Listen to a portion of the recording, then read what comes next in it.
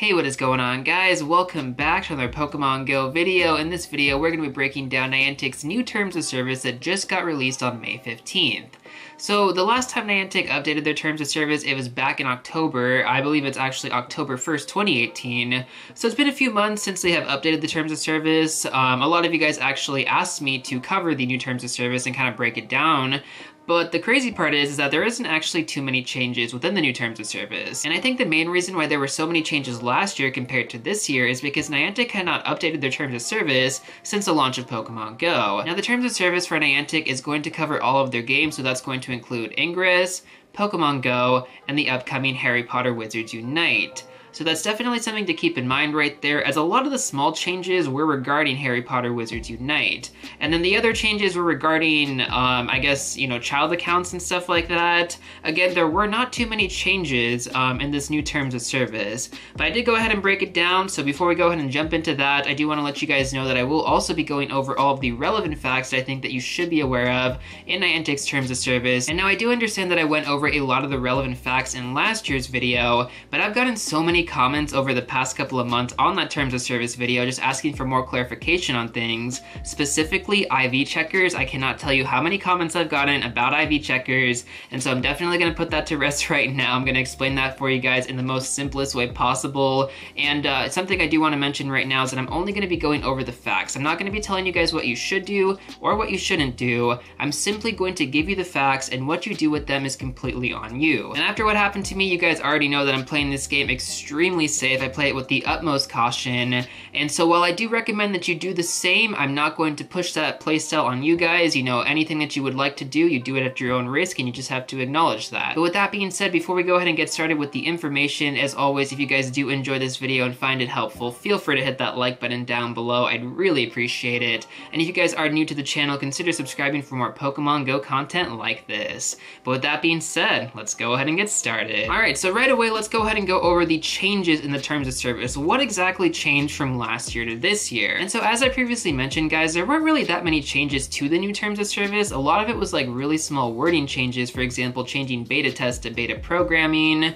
adding more detail about children accounts and stuff like that, adding Harry Potter Wizards Unite to the terms of service. A lot of it was really small wording changes, nothing to really be concerned about. There was actually one thing though that I did want to cover, and that was regarding children accounts. For any of you parents out there, I actually recommend not making a child account. The main reason for this is because you limit the features that your child can actually use. And now while it is completely understandable that you don't want your children trading with strangers, this actually limits their trading entirely, so they can't even trade with you. And I feel like that defeats the whole purpose of, getting really good Pokemon, or even getting regional Pokemon. For example, if you travel out of the country and you bring back, I don't know, like a Corsola or something like that, you can't even trade it to your child. And that kind of sucks. Like, you're already going, you're getting the Pokemon, and there's no way to even turn that off under the parental controls. On top of that, there's no way to even change a child account to a regular account. So once it's a child account, you can't really do anything. It's kind of locked in there, which kind of sucks. And so that's why I recommend making a regular account for your children. I mean, going under the Niantic Kids stuff, it just isn't really user-friendly. And, maybe they'll fix it in the future. I don't know for sure, but underlying fact, guys, just make a regular account. It's just gonna save you so much trouble in the future because there's no way to change it, from a child account to a normal account. So it just is what it is, guys. That's a fair warning there. And so aside from that, there's not really too much else that was changed in the terms of service. Like I said, just a lot of it was small wording and stuff like that. So now let's just go ahead and cover some of the important facts that I feel like you guys should be aware of. And this is where it's going to get really important. So let's go ahead and start from the top right now, guys. The first thing that you need to know is that Niantic will not refund your Pokecoins if you get your account suspended or terminated for whatever reason. So if you have like 10,000 Pokecoins on your account and your account gets suspended, there is no way to go through the App Store or the Google Play Store to get that money back. So definitely something to keep in mind. Now the next thing I want to talk about is going to be data mining. So when you agree to the terms of service, you actually give Niantic the right to data mine your phone. This means that they can see whatever is on your phone. So if you have third-party IV checkers, if you have spoofing apps, Niantic can actually see all of this. But don't worry about Niantic accessing bank information or credit cards like that. They're not really looking for that stuff, guys, and they also stated in their privacy policy that when they are removing personal data, they will take commercially reasonable and technologically feasible feasible measures to make personal data irrecoverable. So basically, there's not going to be any way that anybody can access this information. Niantic gets rid of it pretty well, and so you don't really have to worry about anything like that. But in regards to using third-party IV checkers, in regards to using spoofing apps like that, this is how Niantic actually detects it. They detect it through data mining your phone. And now with that being said, let's go ahead and jump into what I feel is going to be one of the most important topics of this video: cheating and how Niantic actually classifies cheating. So I'm going to go ahead and read through the terms of service right now, giving you guys the facts, and then we'll go ahead and discuss it right after. So Niantic prohibits cheating, and we constantly take steps to improve our anti-cheat measures. Cheating includes any action that attempts to or actually alters or interferes with the normal behavior or rules of a service. Cheating includes, but is not limited to, any of the following behavior on your own behalf or on behalf of others. So it doesn't really matter if your account gets hacked, guys. If that other person is spoofing on your account, or you have a friend that's spoofing on your account, or using some sort of third-party apps on their phones, that can actually get your account suspended. So do keep that in mind, that when you do give your information out, you know, if your friend is doing some sketchy stuff, that can still get your account banned. It doesn't matter if you did it or if your friend did it. Obviously, Niantic doesn't really care. Anyways, so let's go ahead and read off here what they have to say. So the first one is accessing services in an unauthorized manner, including using modified or unofficial third-party software. And so this is actually a very vague part of the terms of service that I feel a lot of people kind of consider a gray area. What exactly is considered unofficial third-party software? Because that could pretty much be anything. Facebook, for all we know, could be unofficial third-party software, right? It's not technically a part of Pokemon GO, yet people actually use it to communicate. Slack is another one, Discord as well. These all could classify under third-party software. Obviously, you're not going to get banned for using them, but the terms of service is very vague regarding this. Now, they don't specifically say no IV checkers, but at the same time, IV checkers like PokeGenie and CalciIV do fall under unofficial third-party software. Definitely CalciIV more than PokeGenie, because I believe PokeGenie just takes a screenshot of the game, and then you actually upload the screenshot to their app to actually find the IVs. Whereas CalciIV is more of an overlay app, and that's definitely under the modified section of the terms of service, I feel. So in regards to using both of them, I would say PokeGenie is probably a little bit safer opposed to CalciIV, because that is actually pulling information directly from Pokemon GO. Like, I actually saw my friend, he was in the encounter screen, and he has like a little CalciIV icon on the side of his screen, and basically you can just check the IVs on the encounter screen, and I'm just like, what the heck, dude? That is like completely unfair. You know, so definitely if you are using those IV checker apps, I feel like PokeGenie is less likely to get you banned. I'm not saying it won't, because it does fall under the category of unofficial third-party software, but CalciIV definitely would avoid that, just given what I've actually seen it do. And so in regards to IV checkers, guys, if you really want to play it safe, I'd recommend using Poke Assistant, the website, because you have to manually input all of the information. So it's not pulling any information whatsoever from Pokemon GO. You're the one who's manually pulling that information, typing in the numbers, and that's how you get your IVs. In my opinion, it is the safest way to check IVs, so if you really don't want to risk it, use Poke Assistant. You know, if you're going to be using PokeGenie and CalciIV, just understand that you are taking a risk using them. It's pretty unlikely that you will get banned for it. Once again, it does kind of fall under a gray area, but Niantic does not have to give you a reason when they are deciding to ban your account. So if they saw that you had CalciIV on your phone and they're just like, you know what, let's just ban this guy, they could do that. They could definitely do that, and they don't have to give you a specific reason for it. IV checkers like PokeGenie and CalciIV do save you a lot of time, but understand that you will be taking a risk using them. So, you know, kind of make that judgment call on your own. I'm not going to tell you what you should do and what you shouldn't do, but that is what the terms of service says. Anyways, continuing on here. Playing with multiple accounts for the same service. Basically, the service classifies under Pokemon GO. It could be Ingress, it could be Harry Potter Wizards Unite. That's what they mean by service. So, in that sense, don't multi-account, you know? Don't have multiple accounts on your phone. Don't be playing with multiple devices and stuff like that. That's what they're trying to say. Obviously, this is very, very hard to detect. There's almost no way to actually know that people are multi-accounting. So while this is under the terms of service, it's very, very difficult to detect. It's not like the IV checkers where Niantic could actually data mine your phone to see that you are using them. There's no way to actually tell that you have another phone in your hand, or that you're, you know, switching accounts all the time like that, because you could be sharing an account with all of your family, right? You know, I know families that only have one phone, and and all of them play Pokemon Go on that one phone. So there's no real way to check if you're multi-accounting, but just keep in mind that obviously if you're going to somewhere like GoFest, you know, don't have two phones in your hand. That's pretty self-explanatory. So there definitely are ways for you to detect if somebody is sharing accounts or if they are multi-accounting. On Niantic's side of things, it is kind of unlikely though, but you know, the main one is just gym stacking. Don't be an idiot about it, guys. Like honestly, if you're gonna go to a gym and you're gonna stack your friends, don't full stack all 6 of them. You know, you can stack like 1, nobody's really gonna notice that, but if you stack like all 6 in like 3 different gyms, people are gonna pay attention to which names are in certain gyms, and they're gonna see one guy driving around in one car, and you're gonna be like, all right, he's definitely multi-accounting, he's definitely sharing accounts, and I'm gonna report him, right? That's the mindset that some people actually have about this. Because when it comes to gyms, I feel like people are a lot more strict on that compared to raids. Obviously, the GoFest ticket scenario was another good example of multi-accounting. People were not okay with that. And, you know, if you do get caught, you know, saying online or on Twitter or something like that, oh, hey, my alt account ended up getting GoFest tickets. I don't know why you would post that on social media. You're basically just giving it away to Niantic. Like, literally, somebody could just tag Niantic help. They have evidence of you multi-accounting right there. So don't post it on social media, guys. Obviously, if you're going to do it, be very, very low-key about it. I'm not telling you should do it. I'm just saying that if you're gonna do it, you know, it's kind of hard for Niantic to detect it. So just don't be oblivious about it. You know, be careful.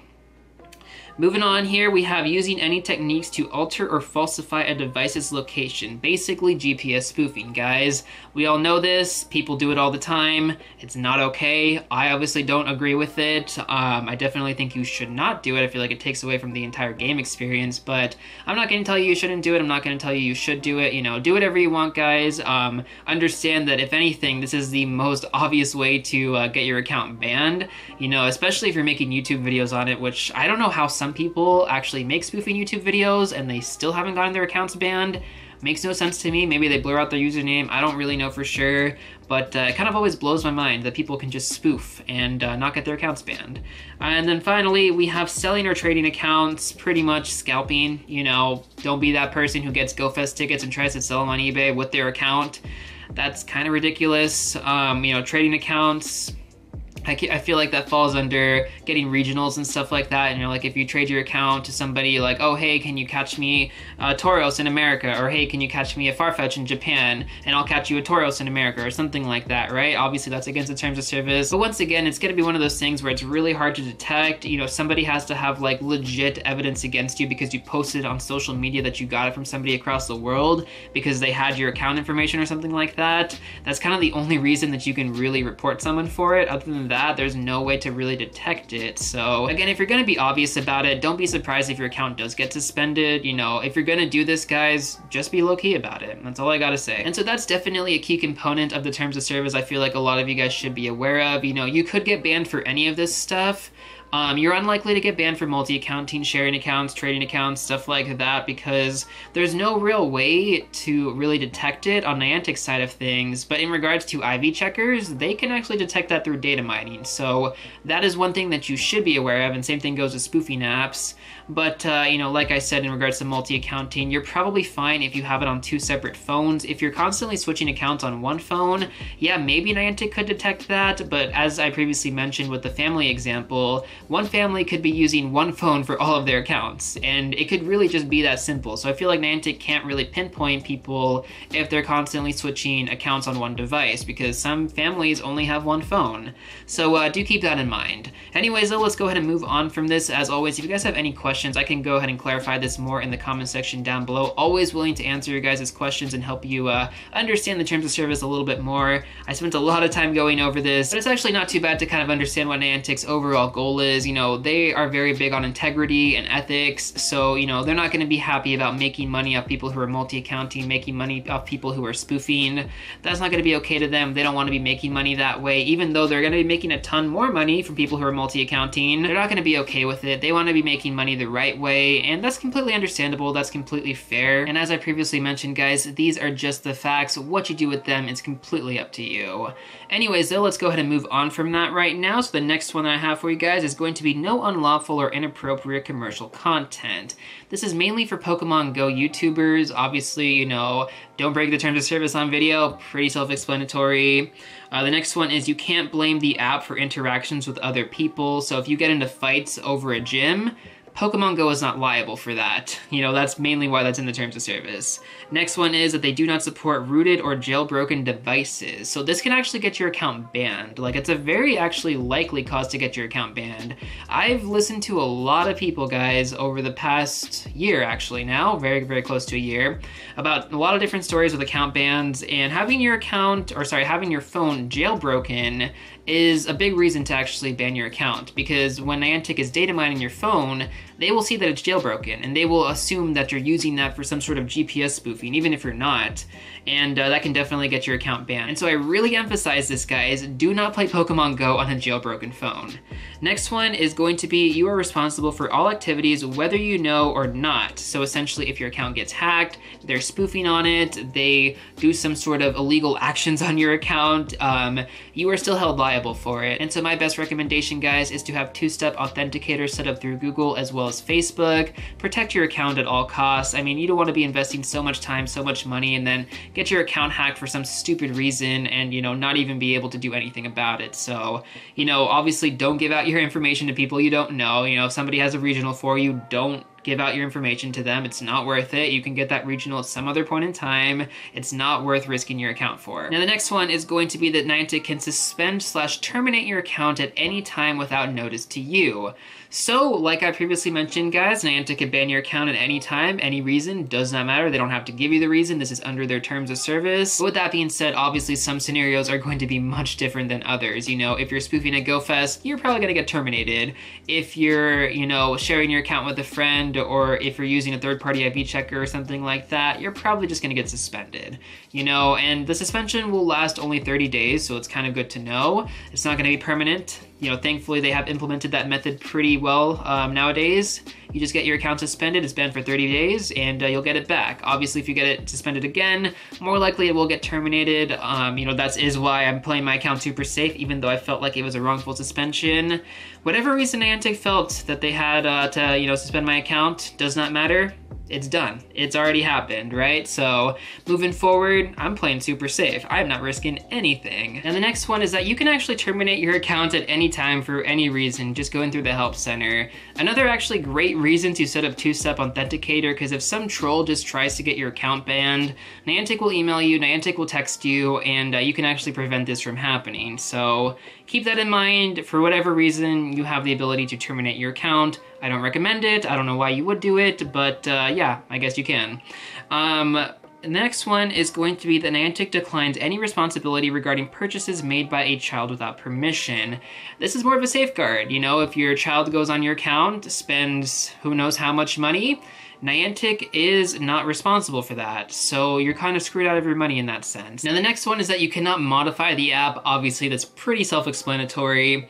Following that, you can make content as long as it follows the terms of service. So pretty much just for content creators, follow the terms of service, you're not gonna have any issues. Now, following that, you cannot sell traded items or charge people for rare Pokemon. This kind of goes back to the Brandon Tan situation with him selling the Mewtwo's. Definitely cannot do that. It's a big no-no. He was also multi-accounting as well, but I think the main reason why he got his account suspended is because of his Mewtwo service.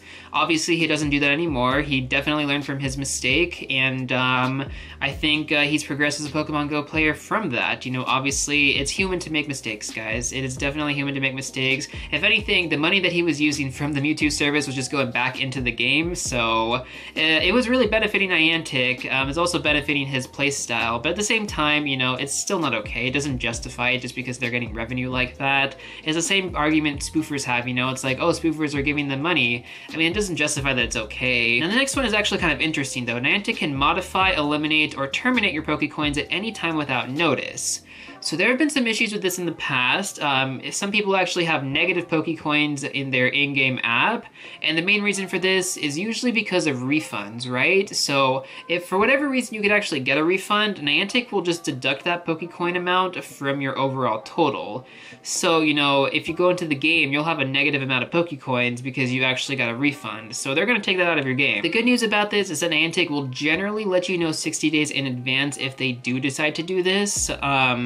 At least that's what they say in the terms of service. I don't know how accurate that is. Anyways, moving on here. You cannot resell your account or rent your account out. Obviously, pretty much a given, guys. You cannot do that. You cannot data mine them, so you cannot data mine Niantic. Obviously, we know that, I think it's Chiralis, he does this all the time. Pretty much is how we get all the information early on. Silphirid, I believe, does this as well. They're not supposed to, but yeah, they do. We kind of all appreciate it. We're not going to report them for obvious reasons. And if anything, there's no real way to get them banned. I mean, they don't have an account linked when they're doing these data mining. Obviously, you're not supposed to under the terms of service, but it's just one of those things that if you can't really detect it, well, how can you ban someone for it, right? Okay, moving on here. They can monitor your account for the purpose of operating services and compliance with the terms of service. We already covered this, guys. This is in regards to data mining. Now, the next couple of things are going to be in regards to events. Basically, it says that you can buy tickets for others with their permission/rights. We've seen this recently with the GoFest ticket distribution. If you ended up getting picked, you could buy for up to 3 of your other friends, as long as you were great friends with them. Of course, you need to have their permission to do this. The tickets are non-transferable. They must match the ID in person, so essentially your trainer ID. They've done a pretty good job at it this year, I'd have to say. Was pretty impressed with the way that they handled the ticket distribution. Some people argue that the lottery system wasn't really the best, but personally, I thought it was actually pretty good compared to what they were doing last year and the previous year. Yeah, the lottery system was definitely an improvement. It could still use some improvements, but by all means, it was definitely a good thing this year for sure. Thankfully, I'm going to GoFest because of it, so I'm happy about that. And then another thing that they do mention is that when you are at these events, you do acknowledge all of the risks. So, you know, contacting with people, obstacles, equipment hazards, defective, broken equipment, weather, you know, inadequate first aid, judgment/behavior problems, natural hazards. All they're saying is take precaution before an event. You know what I mean? Be prepared. If it's gonna rain that day, bring an umbrella. If you feel like somebody is kind of sketchy looking, don't approach them. You know what I mean? Basically, guys, just be cautious. They're not gonna be liable if something does happen to you. You know, for whatever reason, if, you know, something happens, God forbid, Niantic's not liable. That's all they're saying here. Another thing that they do mention is that there are no guaranteed specific features. So basically, if you go to an event and you're expecting to get all the unknowns, you can't really expect that. It's kind of unreasonable.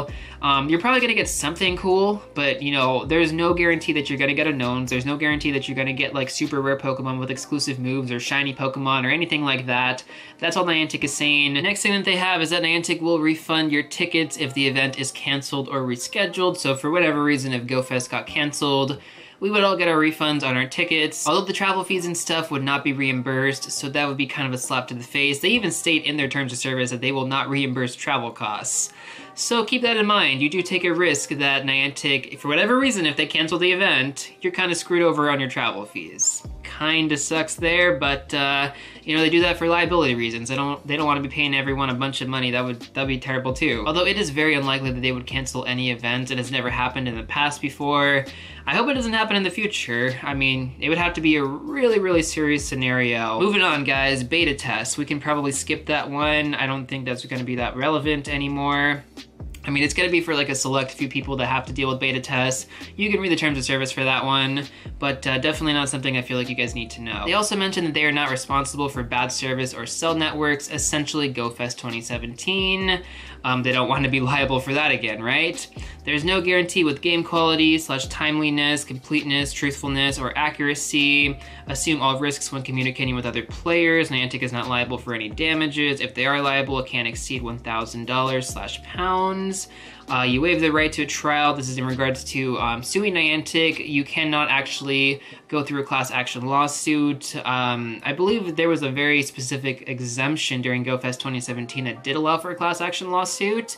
But in most scenarios, you're gonna have to go through arbitration. And so basically what that means is that you don't go through a traditional court system, you go through a mediator, pretty much a unbiased party, and they will kind of decide the outcome. I actually ended up looking into arbitration when my account was suspended, because my account was suspended for longer than 3 months. They said I would get it back after 3 months.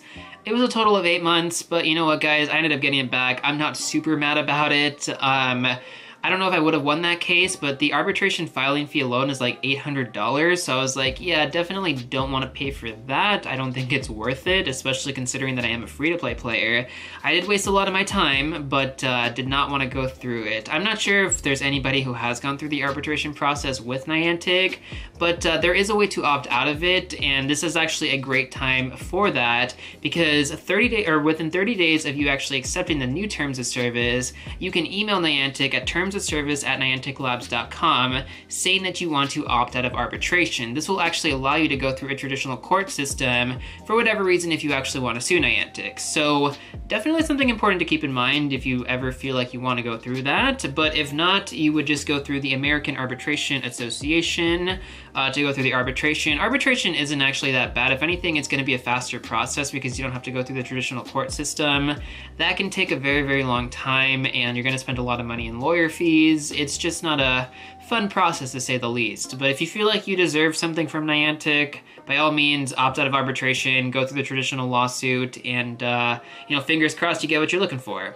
Anyways, though, let's go ahead and move on from here. If you do litigate, you will do so in a state/federal court in Northern California. So Niantic is centralized in San Francisco. You're gonna have to come to them, essentially. So if you live out of state, if you live out of country, you're gonna have to come all the way over here to California if you do want to litigate. Basically, if you do want to file a lawsuit, you're gonna have to come here and represent yourself. That could be pretty expensive, so keep that in mind before actually trying to sue Niantic. And so that's pretty much gonna do it for the relevant information in the terms of service, guys. I actually ended up skipping a lot of stuff that I went over last year, but I felt like the important stuff was mentioned. One of the biggest things was the IV checkers. So many of you guys have asked me about that, and I felt like I really needed to clarify that IV checkers are against the terms of service, but it's unlikely that you will get banned for them depending on which one that you are using. Of course, I don't recommend that you use them, but it's more of a gray area. So, use them at your own discretion, use them at your own risk. If you do get banned for them, don't be surprised. They are not safe. Don't ever think that they are safe. Don't ever think that they are not in the terms of service specifically. They do fall under unofficial third-party software. So if you're gonna be like, oh, PokeGenie and CalculaV don't fall under the terms of service, that's not true. I mean, will you get banned for them? Probably not, but you have to keep that in mind. So yeah, other than that, guys, I feel like that's pretty much everything I needed to go over in this video. If you have any questions or concerns, make sure to leave them down in the comments section. I will do my best to answer them. There wasn't too many big changes in the terms of service this time around. Could there be bigger changes in the future regarding the terms of service? Definitely. Will there be? Probably not. I don't think until Harry Potter Wizards Unite comes out, there will be a big change in the terms of service, mainly because they're gonna have other legal issues that they have to deal with that game. When Pokemon GO came out, they adjusted their terms of service accordingly from Ingress. 2 years later, they changed so much in their terms of service in regards to Pokemon GO specifically. I mean, barely any of this has anything to do with Ingress. So I have to say that probably a year from now, maybe 2 years from now with Harry Potter Wizards Unite, we're probably gonna see a similar shift in the terms of service. We'll see what happens though. We'll see what happens, guys. I'm always here to cover it, always here to inform you guys and let you know everything that you need to. But yeah, I think that's pretty much gonna do it for this video. So if you guys did enjoy it and found it helpful, feel free to hit that like button down below. I'd really appreciate it. And if you do want to see more Pokemon GO content, make sure to hit that subscribe button as well for future videos. And I will see you all real soon in the next one.